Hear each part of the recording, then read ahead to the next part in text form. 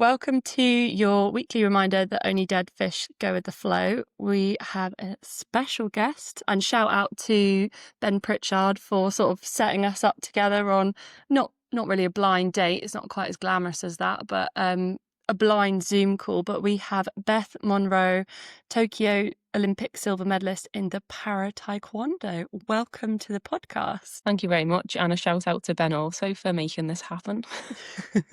He's everyone's mate. He's got coffee, he's got contacts, he's a cheeky chap, he's got all going for him. Bless him. So welcome to the podcast. Would you sort of like to name and explain Taekwondo and what that looks like for you? Taekwondo, in short, is literally a game of tag. You have to tick the person more times than they tick you with your foot, essentially, and just score more points. I know that's a very short way of putting it, but the more in-depth way is we have fights with opponents and you have sensors in your socks. And your sensors in your socks meet sensors in a body armour. And once they meet from a proximity point of view and a power point of view, you score points. So if you see me kick and not score points, it's because it either hasn't hit the sensor or it's not powerful enough. I didn't realise there were sensors in the socks and the suit. Because in my head, I've watched some before, but there's an umpire as well, isn't there? And then it's actually two different. Oh my gosh, what's the word? Like two different umpires, if you like, one in your sock and one on the ground. Exactly. So if the referee deems that we've, I don't know, kicked someone low, and I'm not going to lie, when I first started, I was prone to kicking people in the thigh by accident. There'd be penalty points against me, which the referee would obviously give. But then the points are also scored when the sensor meets the sensor from sock to body. Oh. That is, every day is a school day, isn't it? Yeah. Every day is a school day. What does a sort of training schedule look like for you? Or what sort of training do you do for Taekwondo? So on a usual Taekwondo week, we would have pre-activation at 9 o'clock every morning, which would involve a bike session and some jumps, just from a statistical point of view, moving forward for data. And then we do a hour and a half, max 2 hours kicking session, lunch, and then that would be followed by an afternoon kicking session or an integrated conditioning. And then on some days, strength. Basically a 9 to 4 day, Monday to Friday, excluding Wednesdays, where we have maybe like a half day and finish at like 1:30, 2. Okay, so you still have like weights and cardio sort of thing in there. I was wondering if you'd have like extreme flexibility sort of mobility session in there. You're like shaking your head like no. No, I definitely don't. Well, actually, not that I don't do them sessions, but they're probably incorporated. Like we might do like a hip wall warm up where we have to like activate our hips and our ranges, but there's no like assisted stretching, you get into the box splits kind of sessions. No, I meant more like a nice yoga session. Oh, we'll talk about that. We've got a Pilates session starting soon. Oh, do you? Yeah, so there's an athlete who has got a Pilates degree or has done a certain certified course. So she's going to run a Pilates session once a week with us athletes. And then we're maybe looking at getting a yoga instructor in. I've never done yoga and always wanted to try it. So I'm very intrigued. I was going to say, because that would be a bit of a switch up, going from like, oh yeah, first session we do yoga and then second session we go into like kicks. Yeah, bit of a drastic comparison. So yeah, it'd be like putting your gear stick from fifth into first. You're like, yeah, no, but hopefully we'll get them in. But no, just a normal kicking, bike, running, strength week, really. I always find it very interesting to see what people do for like their sport specific. It's just like being nosy really into other people's sort of sporting lives, I guess. I'm just like, what are you doing? How's it going? How's it what going? happens here? That's me. I am nosy. That's how the podcast was really born. So talk me through your Tokyo silver, because that was a 6-month turnaround. That was a meteoric roller coaster of a ride, I call. The journey itself had so many elements, for the fact that I'd never done martial arts in my life, and then got to GB with probably a decent kick. And when I say that, I mean I only had one kick that I was good at. And just imagine, the way rugby players kick a football and they kick it up. And we Scousers call it a volley, when you volley something. That was all I was good at. So it was a case of we had that to work with, and then the weight making and you name it. I had 10 kg to lose, obviously within the parameters of medical and nutrition helping me along the way. But yeah, I look back at every time and think about it, and I'm like, wow, did I do that? Like, you obviously, you're dead proud of yourself, and it's like, that is amazing, but it's like an out-of-body experience. Like, you can't believe you've achieved something, and it's like, yeah, it's amazing. So I went from no martial arts to Paralympic silver medal in 6 months. Because it happened sort of over COVID as well. So in one of the articles that I was reading about you, Okay. some of your sessions were sort of through Zoom. Um, Anthony Hughes basically scouted me in North Wales when I was 26, 27. And then I was going to Cardiff once a month to train in javelin and Taekwondo. And then because of COVID, Taekwondo went on Zoom. And being such a new person to the sport, not that I wasn't the best, but I had no one to show me what to do. It was all through a screen. So I tried my hardest, and then randomly moved to Cardiff in the middle of a pandemic. My family thought I was so crazy. Honestly, my dad sat me down and was like, Beth, we know you're the wacky kind of impulsive person in the family, but do you think this is a bit much? And I was like, Do you think we're going too far here? maybe. And then, yeah, I went down, got stuck in Cardiff for 4 months, by the way, and then come back up, but tried to train where I could. Probably only got a few hours worth of one-to-one sessions under my belt. And then off I went to GB when they accepted me. Oh, wow.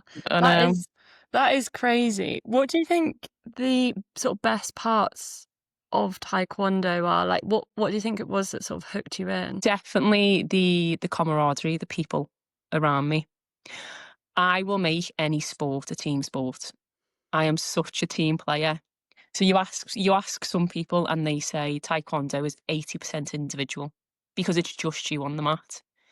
I will find some way to flip that 80% to team. I'll be like the coach, the support staff, the people who are giving us water, you name it, it's a team thing. And that is the best part, I think, of the GB environment. But then I'd also say my competitiveness. It's really strange. I am not a born fighter. Even though I'm Scouse, even though I'm a Scouser, I'd say my core values is peace, no violence, all love. But then you put me into a fighting situation. And I remember the first time I was on it, I said sorry about 20 million times after kicking people. But it's my competitiveness that drives me because, yeah, I have the burning fire in me Mm. to win at everything I do. Monopoly, bowling, you name it, I will try and win at it. So it's what drives me. And then I'd say maybe one of the best thing about Taekwondo would be the discipline.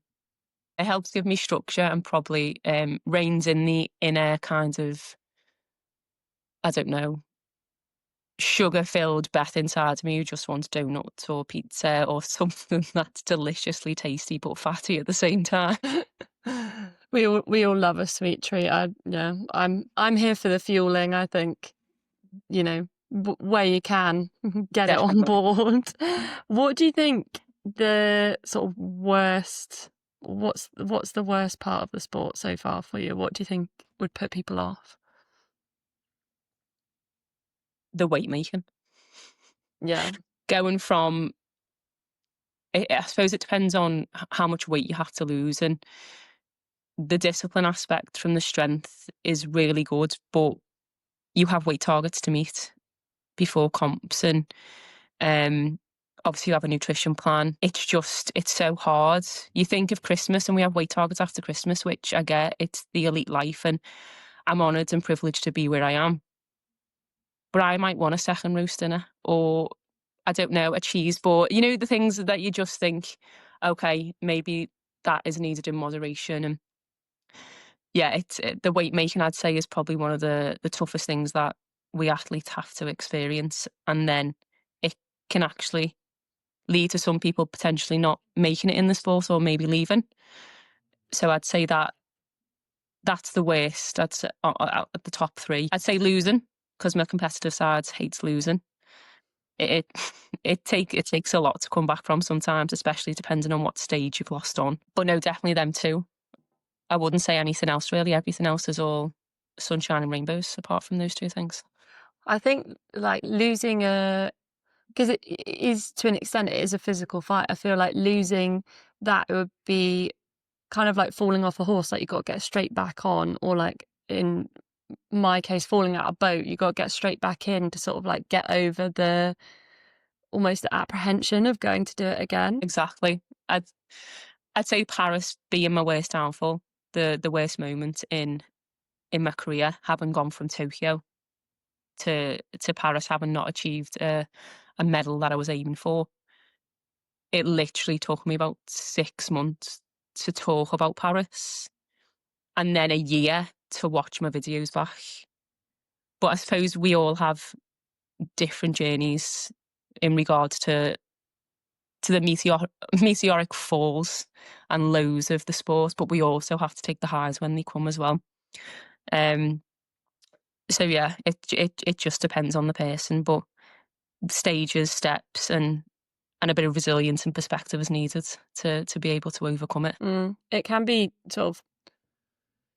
so difficult. I mean, I struggle to listen back to myself sometimes from recording a podcasting episode. So, watching video analysis when you're not completely happy, you're like, oh, it might be one of those things where you're like, I need to watch it. I don't want to watch it, but I can't look away sort of moment where you're like, oh, here we go. I find the like fight, it's not fighting as you described, it's tag, and it is actually very technical, but I find the mindset of that so interesting. I know we're going to go into that in a little bit, but I have a silly question for you, and as in, do you have a Taekwondo ick, or like is there something that people do in the sport of Taekwondo that you're like, that's just not it? Oh, I'd say, I suppose not many people do it in Taekwondo, but it still happens. But I'd say my sport and ick in general is spitting or That is a good one. honestly, or snot rocketing. Yeah, builder's hanky. I can't watch it. When you hear someone like, I don't know, build up the phlegm in the back of the mouth to be able to then either spit it or snot. No, can't do it. Honestly, it's my biggest stick, and I see footballers do it. You name it. You see loads of athletes do it. It's just one thing that I can't cope with. That is a good one. I wasn't sure if it was going to be like a taping thing, or like whether or not people don't wash their like sensor socks or something, but that is pretty universal. Like gobbing off or spitting or snot rocket, builder's hanky. That is completely fair enough. I will absolutely hold my hands up to you on that one. Could you talk about your classification group, so K44? Yes, of course. So the K44 category involves individuals with a unilateral or a bilateral upper limb impairment. So that could be a missing limb from like the wrist above, or it could be a muscular related issue with function and strength. So you might see some people in my category who have a full arm with a hand, but it is fixed in a certain position. So the category is quite limited, but also diverse when you think about it. So we call it a super K44 category, because people with bilateral impairments can also play up into the K44 category for the games. I find all the like the classifications very interesting, and they also seem to be unique to the sport that is being played because it can vary so much. So it's really interesting. Right, that's where I'm going. Dying on the hill. Sorry, my dog walked past up there and I just completely lost my train of thought. What are we dying on the hill about this week, Beth? We are dying on the hill about probably mental health within my sport specifically. Having done psychology in my undergraduate and masters, it's a thing that I'm very passionate about and recognise that it's such an integral thing within elite sport and everyday life at the same time. Um, but I suppose I wanted to talk about maybe the psychological response within Taekwondo and maybe leading up to competitions, within competitions, and then the aftermath of the competition. Mm. Um, so I suppose I put here obviously the normal response leading up to a competition is the anticipation with those butterfly excitement, booky belly stomach that you have before a comp. um, but also like the fear and stress and worry and anxiety leading up and having that resilience in a way to be able to keep everything at arm's length and not be so emotionally controlled, especially within our sport, because within a fight, you can't afford to have an emotional response. It's like, I've just been kicked. I want to tear your head off. And you go in and end up conceding points. You have to rein back the emotional kind of response and be more logic thinking. And I think it's such an important part because you can be physically 100% naturally ready at the sport. You could be Bruce Lee within Taekwondo. But if you do not have the mental health at a similar level, then you are more likely to underperform and lose than you are to win. And it's so sad. It's such a fine balance between the two. And I find it so fascinating having gone through such a high at Tokyo, getting my silver medal, to such a low at Paris, which took some few months to come out the trenches of that. And I'm quite humbled in the fact that I've experienced both sides of the coin. Um, Obviously wish I hadn't experienced one side.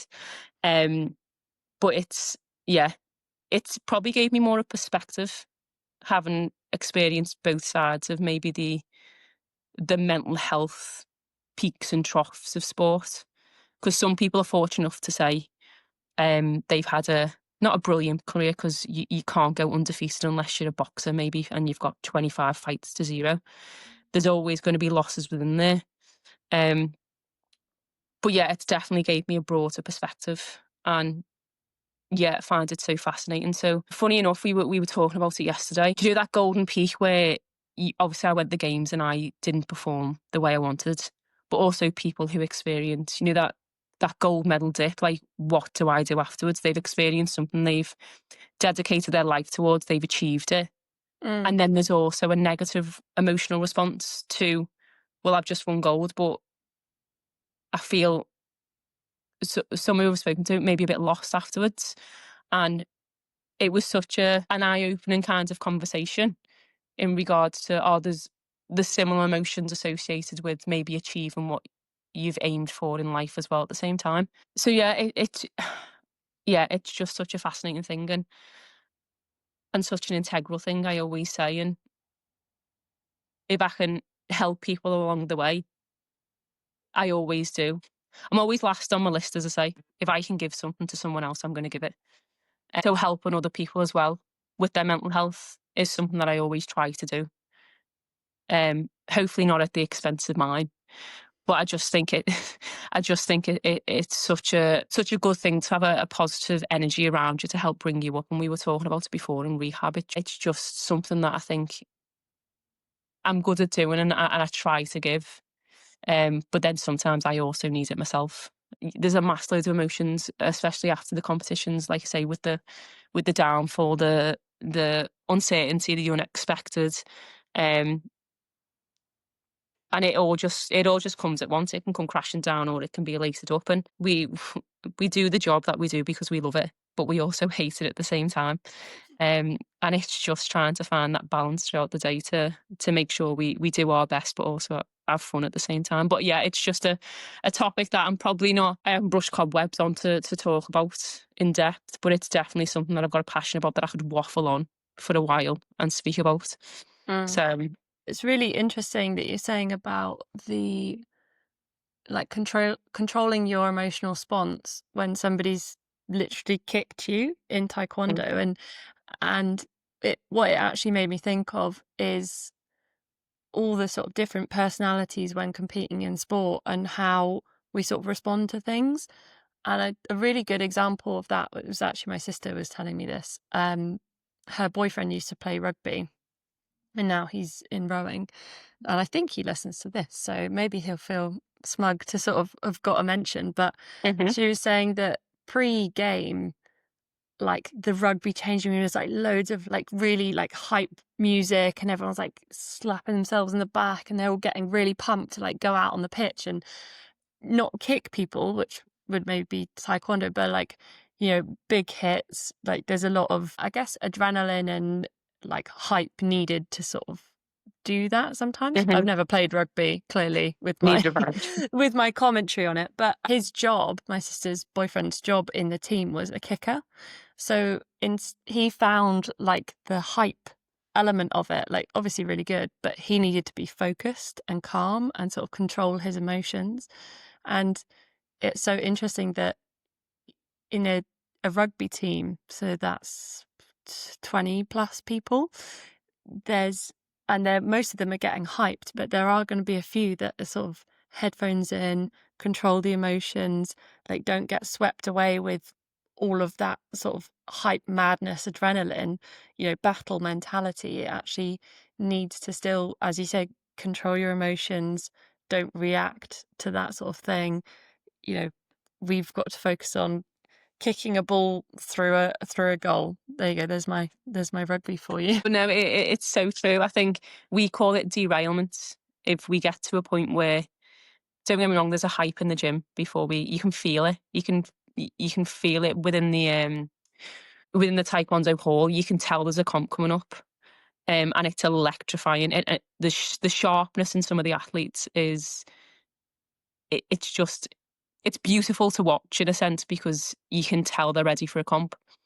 But then definitely from my perspective, I then need to rein it in on fight day. I need to maybe take the hype and the adrenaline down to then maybe not derail myself with emotion, um, and then focus in. So I completely understand what you're saying there. And I'm unfortunately one of them people on fight day who will speak to my opponent because I'm so chatty. Like, oh no, I've not seen you in like 3 months. Like, how are you? Oh, I seen you on Instagram. You went here. How was that? Like, I'm so bad. I'm not your usual don't speak. You're my competition today. I'm going up giving people hugs and high fives. Let's really overcomplicate the emotions that we're going to Hmm. feel over the next hour. Yeah. Let's all have a handball warm up game and we can all get one. You know what I mean? Yeah, I'm maybe too friendly to be a competitive athlete. Yeah. My coach told me off once. He said no speaking to any of the athletes. So I was like, okay. Well, everyone preps differently, so I guess the lesson, if you like, is from what we've been talking about is know what you need to do in order to perform your best, or know what sort of like mindset you need to be in, whether or not it's have that bit of adrenaline and that hype beforehand, or whether or not you need to be a calm player or listen to some calm music before you go on, so you're very cool and collected when you go Hmm. into that situation. Oh. One of the quotes that I found online from years, I told my coach I was too placid to be a fighter. And as you sort of said in the beginning, you're like, I'm a lover, not a fighter sort of thing. But I am intensely competitive. How do you sort of turn that around? It's like I have to have a switch because fighting essentially goes against a core value or my morals as a person. I then have to flick the switch to be more of a mindset of, well, I'm not going out to hurt a person. You don't have to go out and fully injure someone or aim to make them bleed. It's not that kind of outlook. It's I've got a job to do. and I just need to tick this person more times than they tick me. So I had to really mentally flip it, because my core values would break through and be like, if I hurt someone in that ring, I automatically go down to try and comfort them. And some people will go, Beth, what are you doing? But that is just my nature. It's my nature to help people. And I'd say helping people has been the core foundation of any job that I've ever had, being a carer, working with cancer patients, um, operating theatres, alcoholics, homeless people, you name it, it's a core element of what I do. So I really had to figure out a way of switching it so that I could still do the job and do the sport that I like, whilst also not going against the the moral that I was really passionate about at the same time. You talk about flipping a switch. Do you use like visualization, like goal setting, like any of those really bog standard psychology things, or it is just sort of like compartmentalizing? I'll be a bit of both. I probably do compartmentalize, but also I'm one of them people who would like psych myself up in a mirror or in my diary at the end of each day. If I had a bad day, it'd be like, come on, Beth, tomorrow is a new day. Or before we're going out to a comp, it's like, I'm in a mirror and it's like, this is my ring. She's in your ring. Get her out. You know, that kind of self-talk, motivational speech. So there's little things that I would do before a comp, but then I, I don't know why, but I'm quite prone to maybe losing focus, and it's not something that you can lose focus in the middle of a fight. Um, so that is something that I'm currently working on, in regards to maybe like triggers and psychological awareness and just the environment that I'm in. But yeah, there's definitely some things that I resonate with getting me in the zone for a fight. Do you think are like your top, I want to say sort of top bits of advice or top sort of skills or recommendations when using psychology in sport? Like you say, psychology to me is so fascinating. It's it, it's just an element of everything, not even sport, just everyday life that is so essential.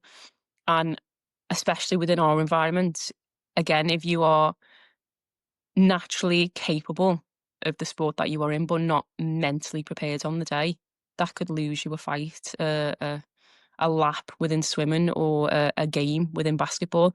It's so important. My philosophy usually is take each day as it comes, because every day is not going to be great. Don't think too far ahead. The short term is always the goal, but obviously the long term is within the back of the mind, maybe just floating about like white noise. You know about it, you're aiming for it, but the small steps leading up to it is the most important thing. I'd say perspective for me is a big thing, especially when you are on a sporting journey and again, it doesn't go the way you want it to go. You can make so many decisions with an emotional mindsets, and they might not the right decisions, but given time and perspective, maybe a different decision would have been made. So when you are mentally in the depths, as I call it, just give yourself some time, some breathing space, and maybe don't be as hasty with the thoughts that are popping into your brain, and again, the decisions that you're potentially going to make about certain steps in your career. And then I'd probably say the final point with regards to the mental health and the elite sport and environment would be enjoy what you do. I would 100% not be in a job if I do not enjoy it. And I said to my coach on the first day, the day I stop enjoying this, you will be the first to know. And I will be finding something else that I enjoy. And as cliche as it sounds, we have one life. We have one life to enjoy, and we don't get a reset button. So why would you spend a third of your life, which we do, we spend a third of our life working. Why would you spend it unhappy? Mm. So those probably three of the main points that I live by each day. And I'm currently loving life, loving the sport that I'm in, even though I have some setbacks, taking each day as it comes. And yeah, I've got short-term goals to aim for and a long-term goal of LA. So that would be the advice I'd give. I mean, I completely agree what you've sort of laid out. I'm not quite as impulsive. I think I'm a bit of a slow burner. Like I like to sort of drag my anxiety on and not let anyone know it's happening until it's sort of eaten me up completely. So that's not healthy either. But you're currently rehabbing from a hip injury. What sort of elements of that are you utilizing at the moment? I think, funny enough, I think my hip operation fell at perfect time because speaking about it before, I was in that emotional haste after the games, having had that really big setback, to probably have made a decision within the emotional kind of fog. So I had my operation, which was needed, which then gave me more time to reflect and become maybe more logic thinking instead of emotional thinking. I think I'd say initially I thought, okay, this is going to be a perfect thing for me to get back into my career, and I saw it as a positive kind of stepping stone. Get my hip sorted. I'm going to have some kind of bionic hip when I get back. It's going to be amazing. It's going to be flexible and rotating. Um, and yeah, that I'm going to do that. And then rehab came, and I think I want to say I'm an impatient person. I've definitely recognised that maybe over the last few months. I want things to come quicker than what they do. So I had to maybe take my foot off the gas and realise that, especially with the hip itself, I didn't want to make it worse. So I had to be more patient, which took um a lot of mental power, I'd say, to rein myself back in, because I think my impulsivity is quite high, and just told myself that no, this is the right thing to be doing. The slower you go, the better the hip. And that was February. So I don't know, we're in October now. So it's been a good few months and I'm still in rehab. To understanding that it's not a linear journey. It's not okay, we're starting from here and we're just going to go up. Like the stages of grief, for example, people say, you go through all the different stages, but you can enter each stage. You can go from 1 to 5 to 3 to 2. And when I do get 2 steps back, it's just telling myself and reassuring myself that, yes, Beth, there are knockbacks, there are setbacks, but we're doing what we can. We're doing the best that we can. And just self-talk and motivating myself. But there are people around me within the environment who are helping me through as well. So it's all the little things really combined together that are helping me through the mental slog of injury. You were saying earlier that you make Taekwondo a team sport. Mhm. Are you finding it beneficial with your teammates, or I guess competitors, because it's individual, but I'm assuming you're part of a Taekwondo team. Yes. So we have the Parapod, which is the Paralympic guys and the para athletes. But then we also, for the better, have merged quite a lot with the Olympic side. So it's a bigger training environment. We girls all fight together, so we've got more training partners, and the dynamic is so much more electrifying. You can feel the tension, the competitiveness in the air. In terms of being an athlete who's rehabbing, how important is it to you that the team sort of keep you involved in the team? Because I know it can be so sort of like initially it's kind of like, this is the perfect thing for me right now, I need a break, and then once you've done a week you're like, I'm so freaking bored, and it can feel like everything's moving on without you. So I sort of feeling from, I'm not an injured athlete, I'm a retired athlete, but from an athlete who's sort of going through an injury, like how important is it to keep those lines of communication with the rest of the team? It's so important to keep the individuals around you and communicate with them, because I think initially rehab following any injury can be quite isolating. And although I think I'm fortunate enough to say I've got good mental resilience to maybe dwell in isolation by myself for a while and not feel it as much, if that makes sense. I'm fortunate enough to have the people around me to be able to say,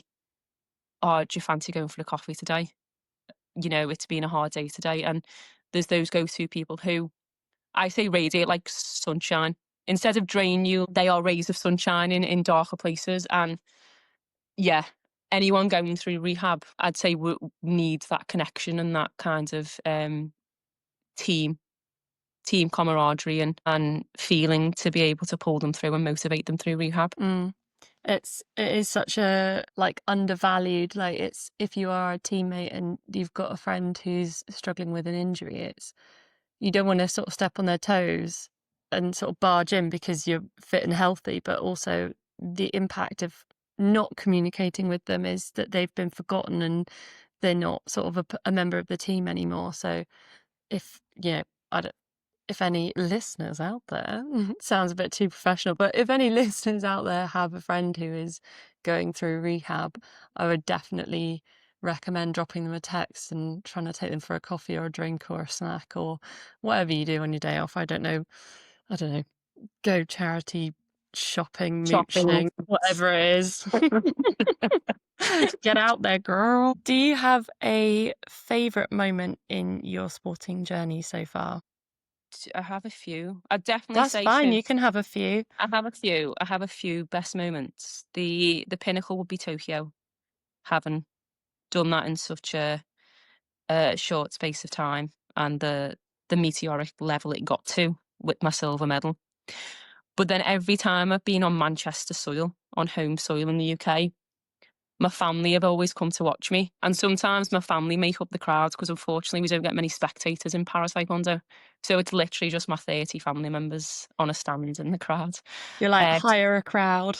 yeah, you can hear the scousers. Um, and I've enjoyed every home competition because I am fortunate enough to say I've won gold at every home competition. That's a Um, flex. it is, and I'm hoping World Championships next year is in Manchester because just shout it out there, because we could keep the streak going, hopefully. But no, definitely having my family there, on home soil has been one of the better events throughout the career. But Tokyo probably peaks it and takes the pinnacle.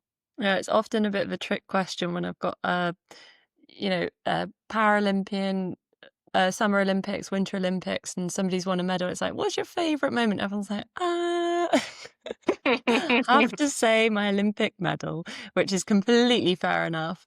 Some people are like, too. I've got, as you said, family being able to sort of be there, but also the Olympic medals. It obviously is going to come up high. Would you be happy to sort of share a best fuck up? This can be a serious or unserious. I'm going to relate it to my sport, but it's not essentially on me having the fuck up.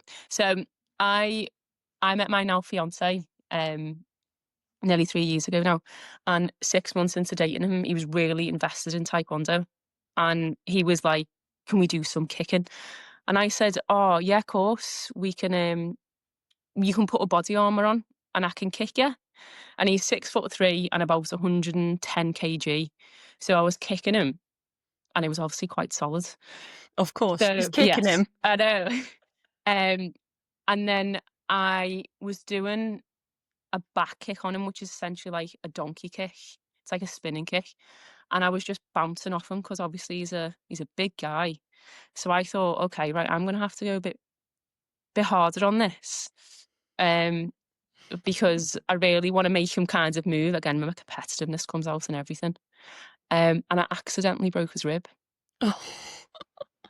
I know, There's it was so bad. nothing like a sort of semi-traumatic episode to really firm up a Yeah, relationship. to bond us together. Did So you have to yeah, go to A&E? we did, but obviously they can't do anything for a broken rib, so you had to take a bit of time off work. And then, yeah, I suppose in the male environment, everyone was kind of like not taking the piss out of him, but not that it sounds so bad, like your girlfriend broke your rib. But to this day, I have refused for God knows how long for him to put a body armor on and for me to kick him. That will never happen again.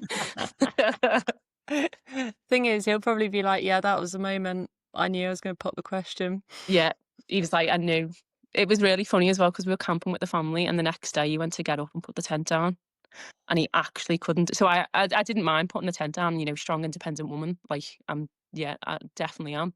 But he was like, I actually can't bend down to do anything, and I was like, you sit there. I'll get you a cup of tea. I will do everything because I've actually potentially broken the rib. So I will I will wait on you.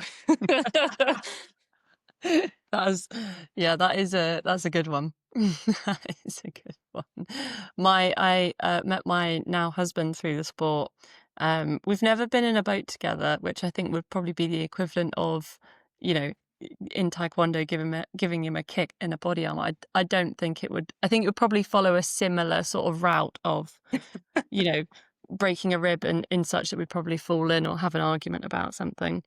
Do you have one thing that you would like to change about your sport or just sport in general? Sport in general, it's a very broad question, probably a lot of things. Obviously, DEI, the diversity, sorry, equality and inclusion. Um, we know there's a stark difference between para and Olympic. It's much better. It is the Paralympic move. It's so much bigger, but there are ways and means to be able to hopefully get us to a point where we are parallel to each other, and there are no differences between. That's what we strive for. And then within my sport, so I'm also athlete representative for World Para Taekwondo across obviously the world. So I represent every country, and all their athletes. So I am the athlete voice, which is such an honour considering I got it 2 years into the sport, having never done the sport. But we currently have this issue where we have face shields. I don't know whether you've seen it on any videos. We wear Yes, yeah. like a plastic shield on our head guards.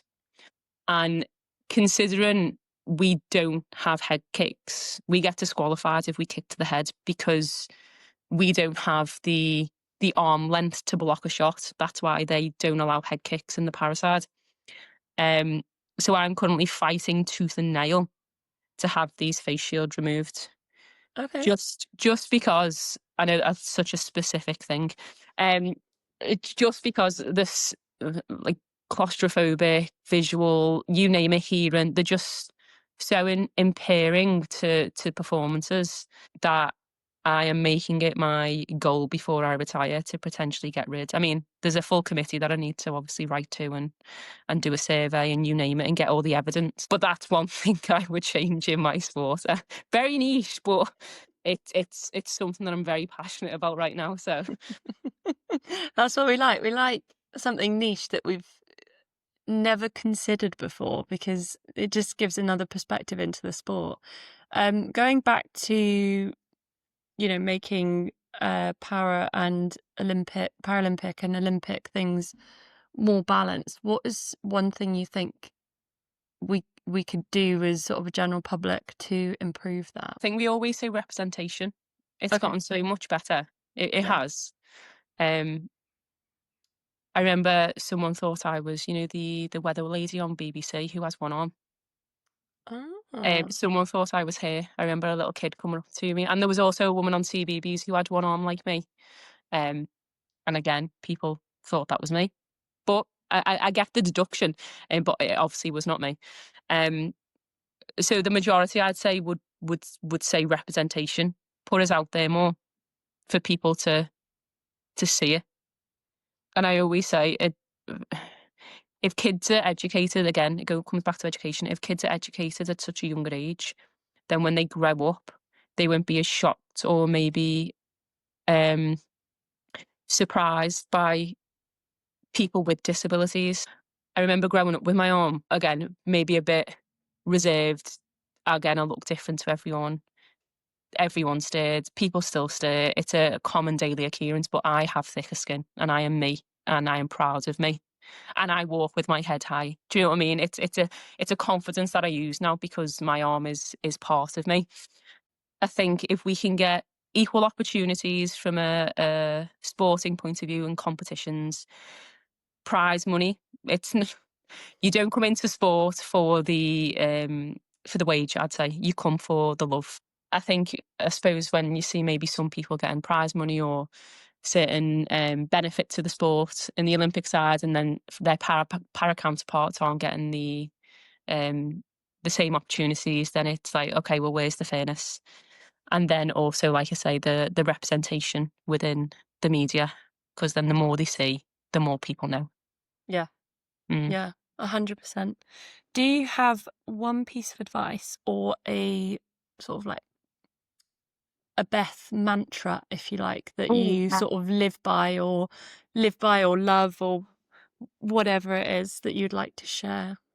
A best mantra. I'm definitely a YOLO person. And as you've probably guessed on the podcast, you only live once, so do it now whilst you can.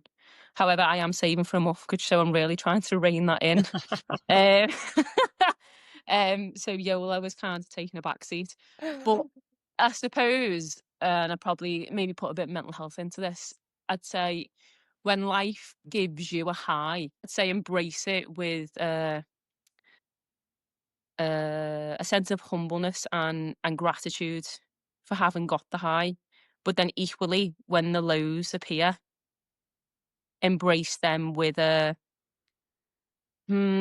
grieving strength, because the lows unfortunately are going to come. It's inevitable, because both of them themselves, whether you are an athlete or a person, are making you making you into the person you are meant to be. So balance with life and just again take each step as it comes. Mm. I was just gonna say, going back to YOLO, when did that come out? Was that like 2010? I Everyone was don't getting know. like YOLO Tattoos. tattooed on them. Yeah. Do you have a YOLO tattoo? I definitely do not have a YOLO tattoo. I have two tattoos. I have the Paralympic symbol on my neck with the Tokyo logo, and I need to get the Paris logo done. And I have one by an illustrator that says it's about the mole, the boy, the fox, and the horse. Oh yeah, I love that Charlie, book. yeah, yeah. And it says I can't what to say. The funny thing is, says the mole, the simple act of kindness can save a life. Mm. And it resonates with me. It really does resonate with me. So the only tattoos I've got, no YOLO, no No rosy YOLO face. yet. Next time I see you, I might have a little YOLO somewhere on my body. You never know. Oh, I hope so. I do vividly remember all of that sort of being on like YOLO being on like Facebook, and then people getting YOLO tattoos. I just remember that being such a cultural turning point in the UK at the time. Yeah, I don't know whether it made me feel old, but one of the younger athletes recently was saying YOLO to everything, but actually didn't know it meant you only live once. She was just saying YOLO as it. I know. I don't know whether she just didn't get the abbreviation, but Were it you really like, have you been resonated. living under a rock? Yeah. I was like, "You do know what that means?" And she was like, "Oh, yeah, that makes sense." And I was like, "Oh, that was so cute."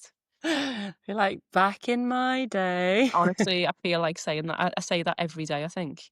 I'm one of the oldest on the team, and I'm chaperoning like 14, 15-year-olds, and I'm like, "I'm double your age." I wonder if fast forward in a few years' time, they'll get a tattoo that says YOLO, and they're like, this was my mentor. She, this She said YOLO here, YOLO. be like a special thing to That'd remember. be a nice tribute, but maybe not. I mean, that would force me to get a YOLO one of them. Imagine. I'd have to follow the trend. You're like one of your little would it be mentees, if you like, might be listening. They're like, here we go. What we're going to do. We have an idea. Let's run with it. My final question for you is, do you have a soundtrack for the week Oh, soundtrack for the week. or a favourite song at the moment? Mm.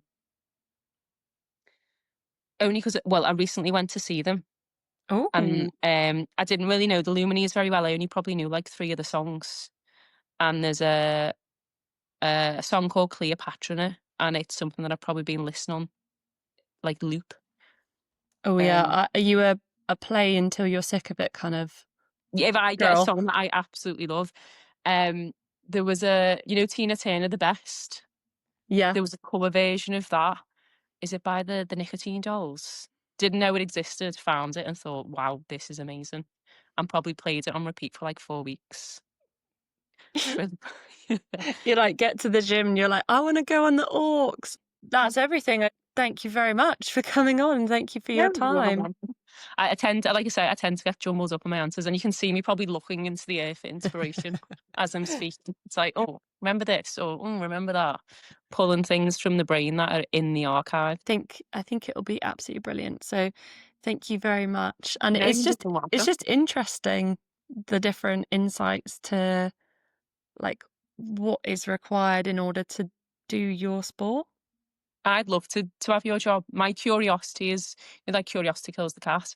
I am such a curious person. Mm, And when people say, "Oh, you can't ask that question," I will ask it because my curiosity is so, like, driving that it's like, "You must ask this question." So I'd find it so fascinating to learn about other sports. yeah. It's was sort of bought. I think I said over the phone. It was sort of born out of like leaving my coaching position. The mentoring side, I was always very passionate about that and getting it right for the group of young girls that I was coaching and making sure they had the best experience. And so this is kind of like the answer is trying to find other women who are doing sport in their own way and whatever that looks like and sort of sharing that information, I guess. Yeah, just empowering really, just Well, not that I've yeah. really put empowerment and female into any of my questions, um, but yeah, I think it's such a good thing that you're doing. Well, we're doing. I say we. My husband just keep going at it, and then my friend writes an Instagram post once a week for me. So it is a week because there's kind of three of us. Hopefully, it will keep going, and people will keep sort of wanting to come on. So that's I think that's the most flattering thing when people are like, yeah, I'll do that. Anyway, thank you very very much, No, and thank you very much. I'll drop you a message. I'll keep you in the bubble. Thank you so much for listening to my episode with Beth Munro. As you can probably tell, I am still absolutely crap at doing an outro. So if you would like to follow Beth on Instagram, as she is aiming for LA, her username is Beth_Monroe23, and I will practice getting better at my outros and remembering to get athletes and other professionals to read out their username and where to find more information about them. Thank you all so much for your support, and please follow, like, subscribe. I don't think you can actually subscribe, but leave a comment if you enjoyed the podcast or are enjoying the podcast. But thank you all very much for your support, and you'll hear me next Wednesday. Peace out.